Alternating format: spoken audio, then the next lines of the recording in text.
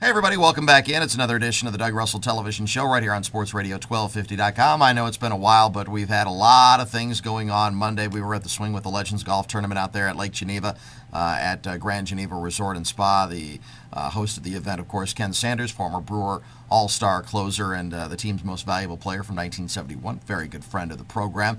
We were back on the golf course, however, on Wednesday. Kenny Sanders, one of our celebrities that was able to join us out there at Wynwood of Watertown for the third annual Sports Radio 1250 charity golf outing to benefit the Max McGee National Research Center for Juvenile Diabetes.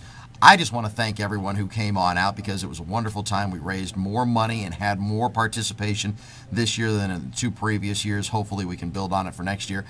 Some of the celebrities that were out there to help support the cause of juvenile diabetes, Packers Hall of Fame safety Leroy Butler, Milwaukee Wave head coach Keith Tozer, Gary Compton, the head coach of the Milwaukee Iron, Gary Wolfel, our Milwaukee basketball insider, CBS 58's Chris Francis, Bob Brainerd, the voice of the Wisconsin Timber Rattlers, his on-air partner, Jerry Augustine, of course you see on Brewers Live as well, Stephanie Sutton from Channel 12 Sports, Larry Harris was out there, his group actually won the event, Aaron Lobdell from the past season of Survivor, she was one of the final four contestants, actually came in third in Survivor Tocantins, which was the 18th season of the reality the grandfather of reality shows, and also the Gridiron Girl, Bridget Mullen, joined us out there at Wynwood of Watertown as well. Had a wonderful time, and again, thanks to everyone who golfed, all of our celebrities who showed up, and all of our sponsors, Perkins Restaurant and Bakeries, the presenting sponsor, Wynwood of Watertown, Horny Goat Brewing,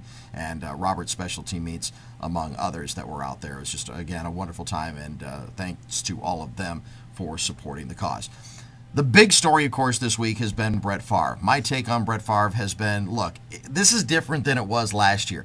Brett Favre is no longer the Packers' problem, to be perfectly blunt about it. You know who the Packers quarterback is going to be. And Aaron Rodgers had a very good year last year, and some of his critics will say, well, he never led the Packers to a fourth quarter comeback last year. That's hogwash, because the defense couldn't hold what Aaron and the offense were able to accomplish. That comes back to the quarterback. That's absolute crap.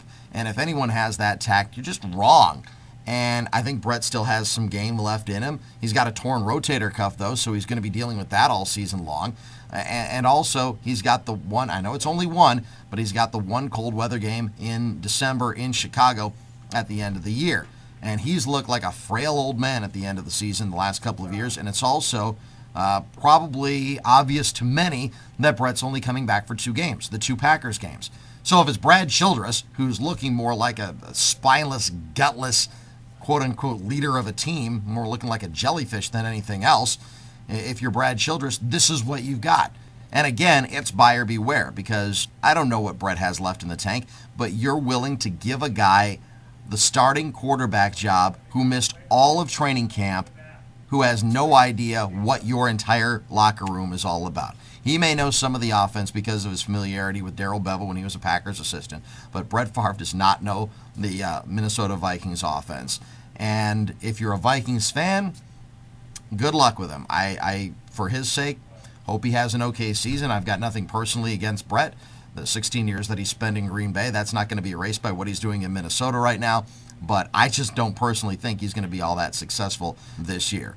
But, of course, time will tell in those games on October 5th and November 1st, especially the one at Lambeau on November 1st. It's going to be very, very, very interesting. Have a great weekend, everybody. We'll talk to you Monday morning starting at 5 on the Doug and Mike Show, cooked up by George Webb Restaurants right here on SportsRadio1250.com, and, of course, right there on the radio on AM 1250 WSSP. Doug Russell Show.